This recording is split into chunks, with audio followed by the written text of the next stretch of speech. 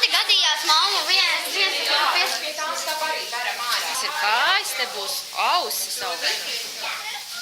Liels, tā kā mazais brālis, tik liels.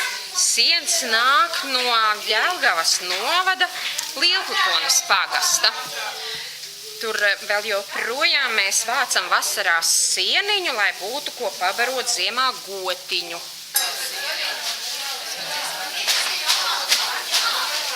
Liksim, nezinu, uz kāpnēm sēdēt olas dēļ.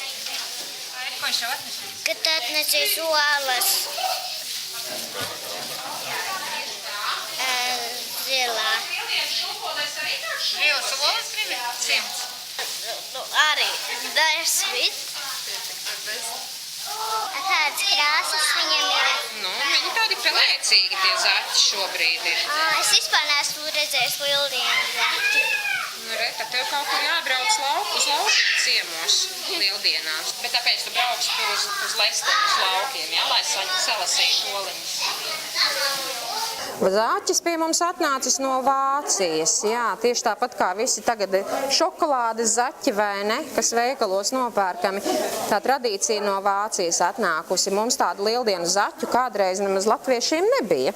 Bet... Tā pagājušajā gadā atstāja vēl šokolādes zaķi. Jā. Vai varbūt mums bija dzīvie zaķi visur? Jā, nu zaķi un truši, un tad jau mēs tās olas varam meklēt arī tur, kur tie zaķi un truši pabijuši. Tā, tu man vari vēl sieniņu iedot, lūdzu? Jā, vēl tavam zaķim ausis vajag. Šitādas. Tagad to zaķi veidojam, un lai viņš mums tāds varenglīts sanākt, un arī varētu rociņas kājiņas palocīt, tad mēs apakšā liksim kādu lokanu drātīti un apkārt siesim sieniņu, jā, lai mums tāds dabīgs tas zaķītis veidotos. Īstā mājvieta būs Balvu novadā. Tur manam vīram ir vecāku mājas, kuras tagad jau ir mūsu. Un tur mēs ar bērniem brauksim svinēt lieldienas rīt. Vedīsim līdzi. Kalvas un dzīvie zaķi. Jā, regulāri apgrauž ābelītis, apstaigā savu īpašumu. Nesmādē arī puķus, vienīgi bērzālēju neaiztiek. Mūsu zaķis paliks tepat Jelgavā un dzīvos mājās priekštelpā. Sagaidīs viesus. Šogad visa ģimene pulcēsies pie manis. Ap 20 cilvēki. Skatus sociālā ko? Tas gan. Kas ir, tas ir. Cik olas tagad krāsot? Nu, lai katram vismaz pa 2. Pie 40.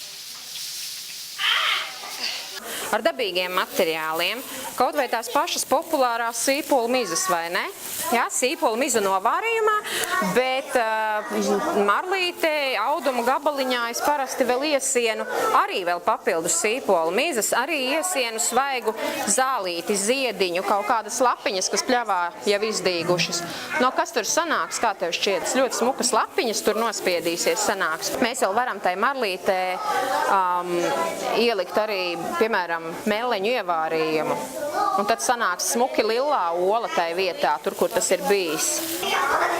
Alkšņu mizas mēs varam izmantot, ozolu mizas veidojas tāds diezgan tumšs tas tonējums. Mēs varam ar kumelītēm krāsot, tad maigi dzeltens. Tas gan būs redzams uz baltām oliņām.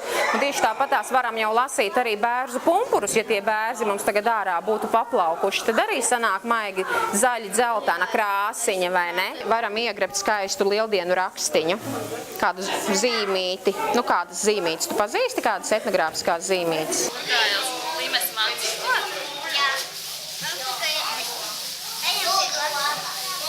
Šis ir uz mājām, šis ir ģimenes svētks.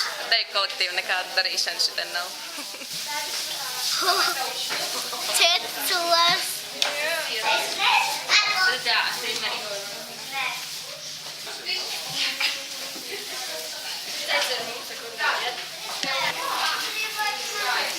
Vārdā vēl nav. Ancīt, kā sauksim? Lipiņš. Būs lipiņš. Zeltītis. Par vienkārši mājas zaķi. Viņš paldies un priecīgs lieldienas.